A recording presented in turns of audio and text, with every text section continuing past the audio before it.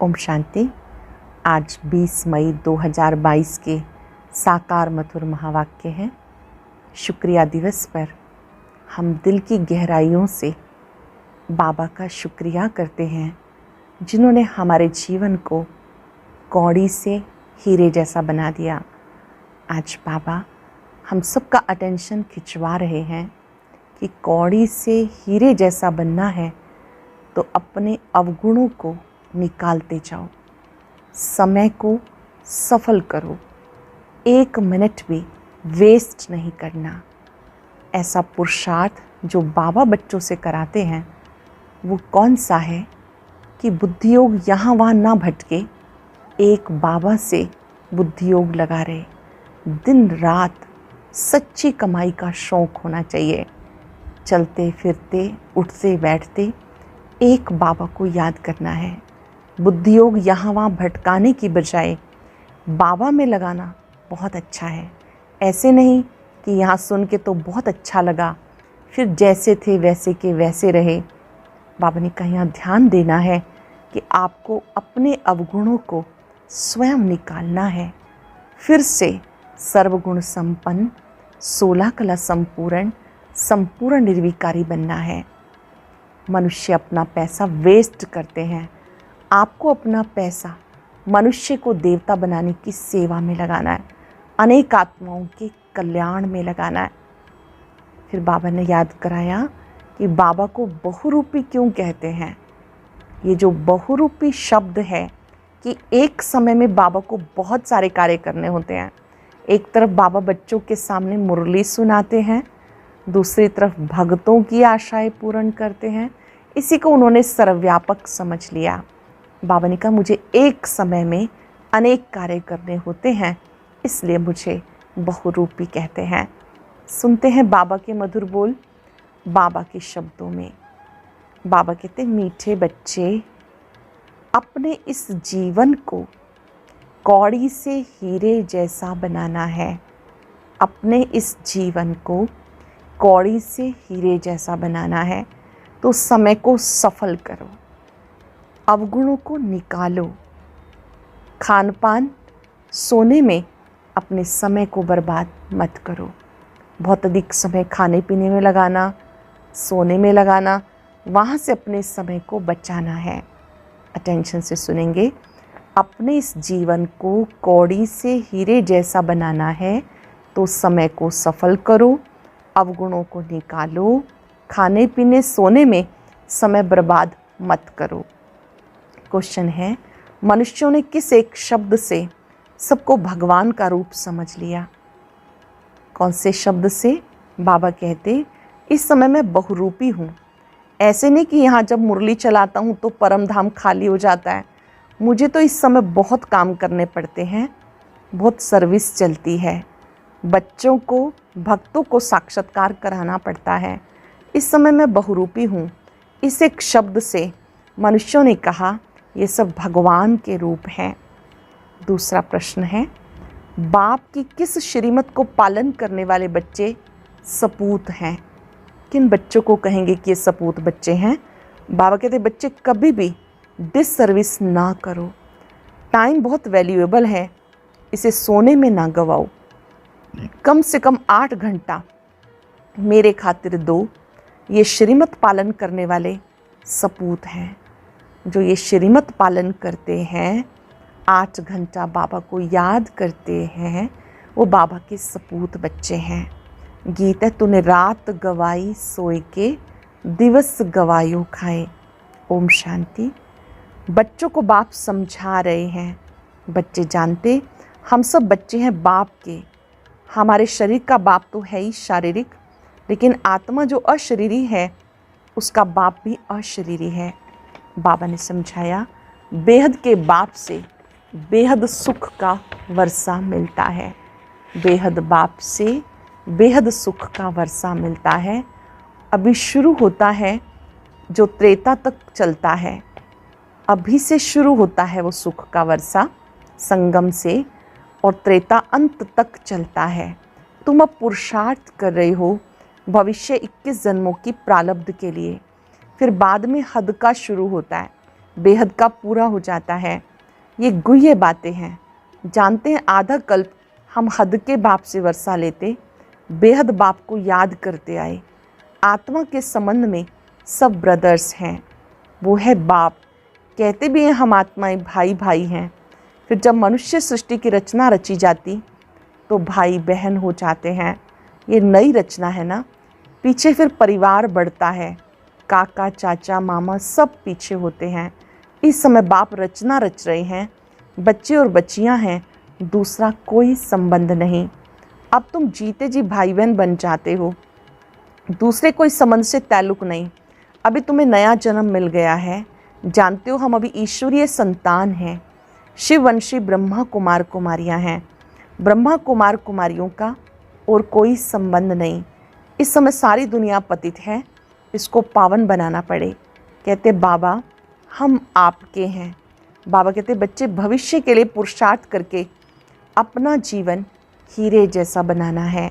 सारा दिन सिर्फ खाना पीना, रात को सो जाना, बाप को याद न करना, इससे कोई हीरे जैसा जन्म नहीं मिलेगा।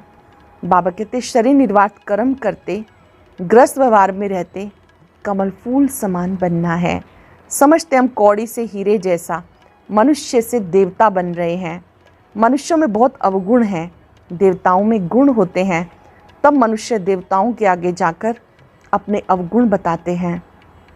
आप सर्वगुण संपन्न, हम नीच पापी हैं। अब बाबा कहते अपने से आसुरी अवगुणों को निकाल, ईश्वरीय गुण धारण करने हैं। अच्छे से समझेंगे इस बात को। जो भी आसुरी अवगुण है उनको निकालना है, ईश्वरीय गुणों को धारण करना है। बाप तो है निराकार, मनुष्य सृष्टि का बीज रूप। वो सत्य है, चैतन्य है, ज्ञान सागर है। बाप सत्य है, चैतन्य है, ज्ञान सागर है। ये ज्ञान बुद्धि में बैठा हुआ है ना, यह नया ज्ञान। कोई वेद शास्त्रों में ज्ञान नहीं है। अब जो तुम सुनते हो फिर प्रायलोप हो जाएगा। अब तुम जानते हो हम आसुरी अवगुण वाले मनुष्य से दैवी गुण धारण कर बाप द्वारा देवता बन रहे हैं। पापों का बोझा जो सिर पर है वह बाप की याद से हम भस्म करते हैं। जो भी सिर पे पापों का बोझा है बाबा की याद से भस्म करते हैं। भक्ति मार्ग में यही सुनते आए, पानी में स्नान करने से पाप भस्म हो जाएंगे, परंतु पानी से तो पावन नहीं बन सकते। अगर ऐसा होता तो पतित पावन बाप को याद क्यों करते। कुछ भी समझते नहीं। समझदार और बेसमझ, ये भी एक नाटक बना हुआ है। अब तुम कितने समझदार बन रहे हो, सारे सृष्टि चक्र को जानते हो।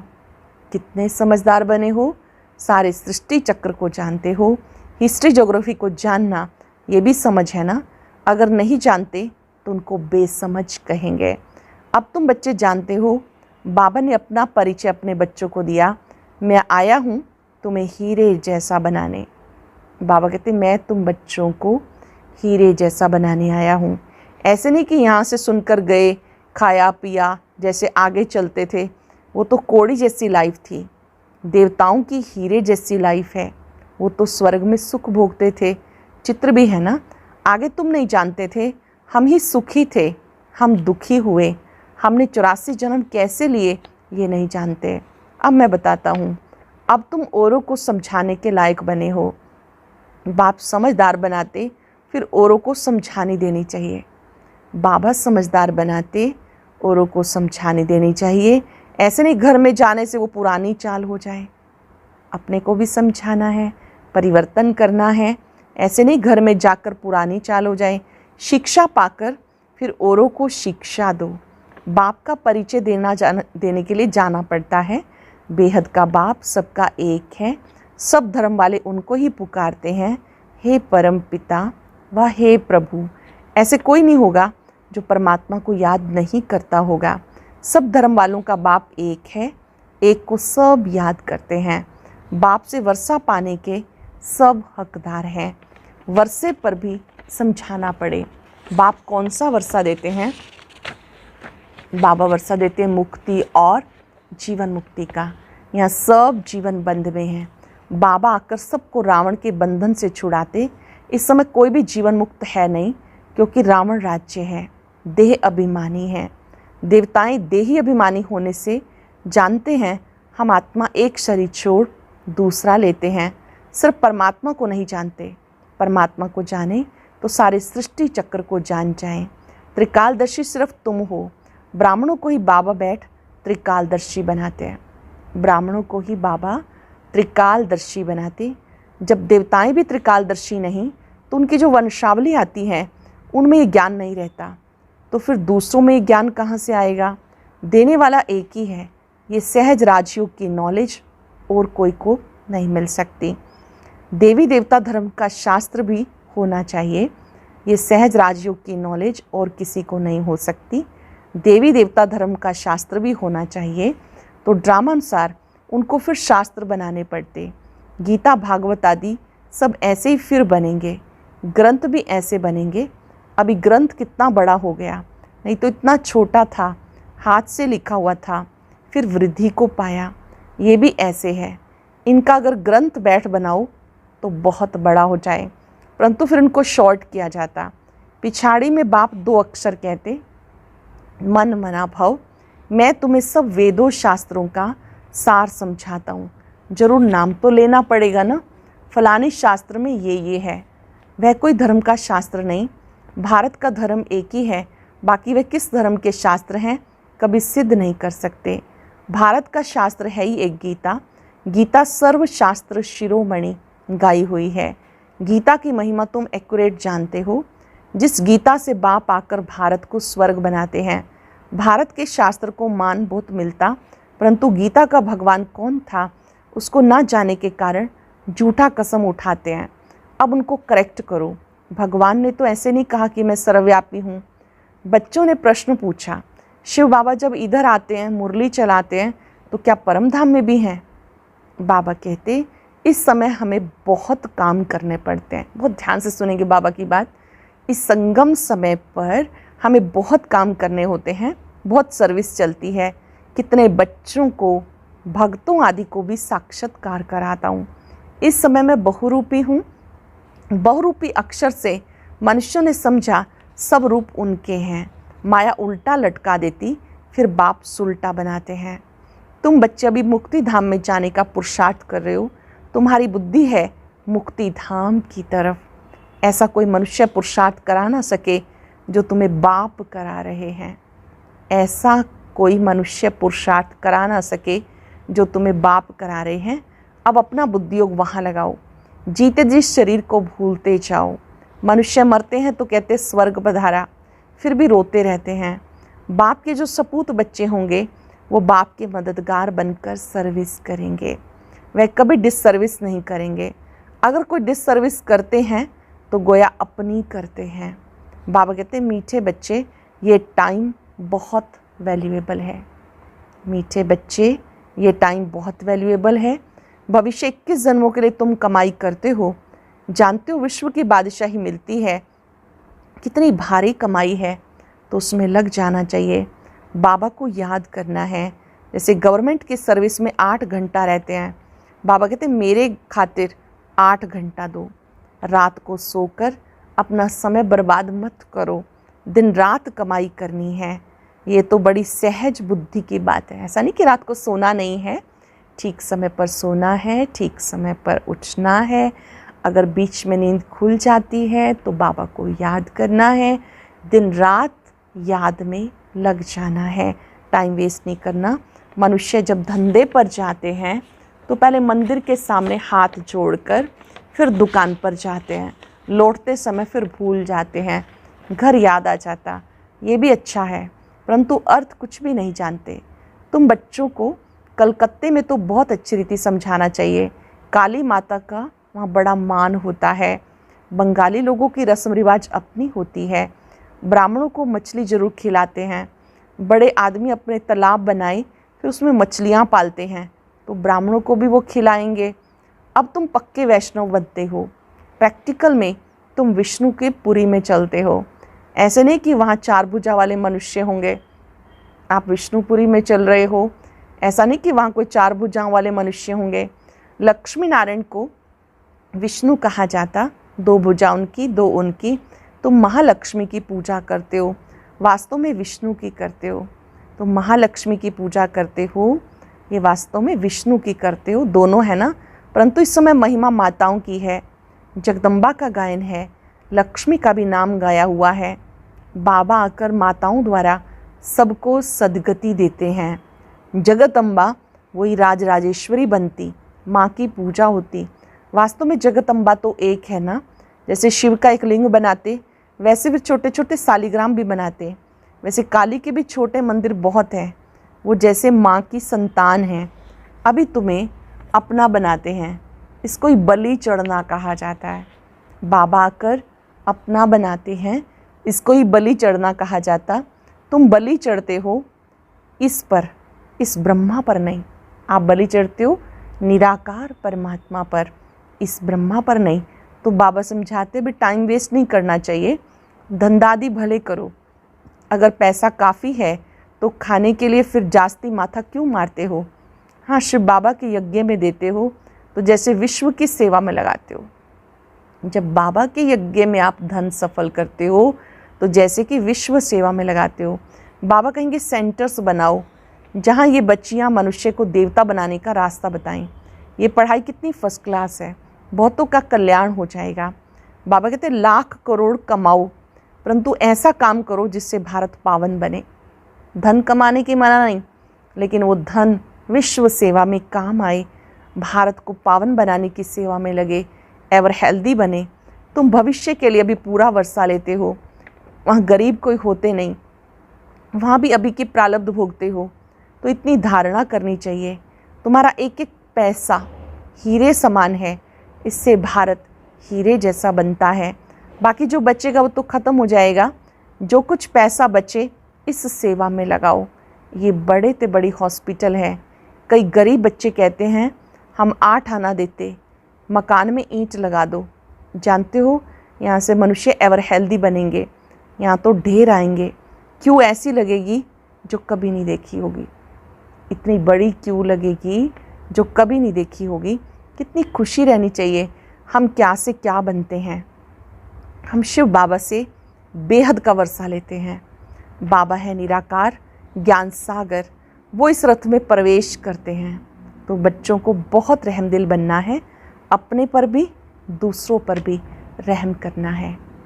अपने पर भी रहम, दूसरों पर भी रहम। अच्छा, मीठे मीठे सिक्के लदे बच्चों प्रति माता पिता बाप दादा का याद प्यार गुड मॉर्निंग। रूहानी बाप की रूहानी बच्चों को नमस्ते। रूहानी बच्चों की रूहानी बाप दादा को नमस्ते, गुड मॉर्निंग। शुक्रिया बाबा, शुक्रिया। धारणा के लिए सार। पहली पॉइंट है, भारत को पावन बनाने की सेवा में अपना तन मन धन सफल करना है। पैसे को हीरा समझ स्वर्ग बनाने की सेवा में लगाना है। पैसे को भी हीरा समझ स्वर्ग बनाने की सेवा में लगाना है, व्यर्थ नहीं गंवाना। भविष्य 21 जन्मों की प्रारब्ध बनाने के लिए दिन रात कमाई जमा करनी है, समय बर्बाद नहीं करना, शरीर को भूलने का पुरुषार्थ करना है, इस पुरानी देह को भूलने का पुरुषार्थ करना है। आज का वरदान, अकाल तख्त सो दिल तख्त नशीन बन, स्वराज्य के नशे में रहने वाले, प्रकृति जीत माया जीत भव। अकाल तख्त सो दिल तख्त नशीन बन, स्वराज्य के नशे में रहने वाले, प्रकृति जीत माया जीत भव। अकाल तख्त नशीन आत्मा सदा रूहानी नशे में रहती है। जैसे राजा बिना नशे के राज्य नहीं चला सकता, ऐसे आत्मा यदि स्वराज्य के नशे में नहीं तो कर्मेंद्रियों रूपी प्रजा पर राज्य नहीं कर सकती। इसलिए अकाल तख्त नशीन सो दिल तख्त नशीन बनो और इस रूहानी नशे में रहो, तो कोई भी विघ्न व समस्या आपके सामने आ नहीं सकती, प्रकृति और माया भी वार नहीं कर सकती। तो तख्त नशीन बनना अर्थात सहज प्रकृति जीत माया जीत बनना। तख्त नशीन बनने का अर्थ क्या है? सहज ही प्रकृति जीत माया जीत बनना। सरल शब्दों में हमें इस समय पहले स्वराज्य के नशे में रहना है, तब ये कर्मेंद्रियाँ हमारा ऑर्डर मानेंगी, इसी से हम अकाल तख्त नशीन बनेंगे, माया जीत बनेंगे, प्रकृति जीत बनेंगे। स्लोगन है, संकल्पों की सिद्धि प्राप्त करनी है तो आत्मशक्ति की उड़ान भरते रहो। संकल्पों की सिद्धि प्राप्त करनी है तो आत्म शक्ति की उड़ान भरते रहो। आज चलते फिरते दिल से बाबा का शुक्रिया निकलता रहे।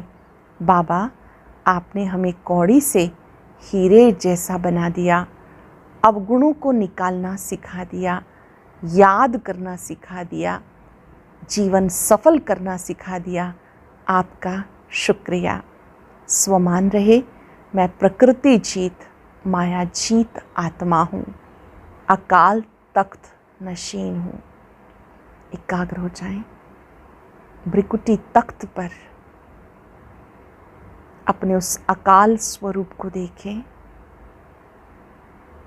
जो अति सुंदर न्यारा प्यारा रूप है, शक्तियों से भरा हुआ रूप है।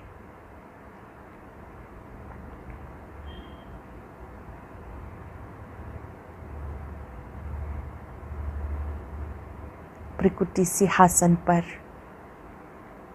मैं अकाल तख्त नशीन आत्मा,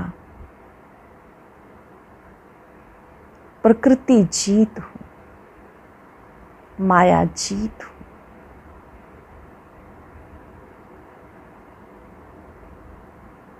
धीरे धीरे मन बुद्धि को बाबा पर एकाग्र करें। बाबा की शक्तियाँ फाउंटेन की तरह अपने में आती अनुभव करें। बाबा, आपका शुक्रिया, आपने हमें शक्तियाँ देकर शक्तिशाली बनाया, अवगुणों को निकालना सिखाया, समय सफल करना सिखाया, कर्म करते कर्म योगी बनाया। आपका शुक्रिया।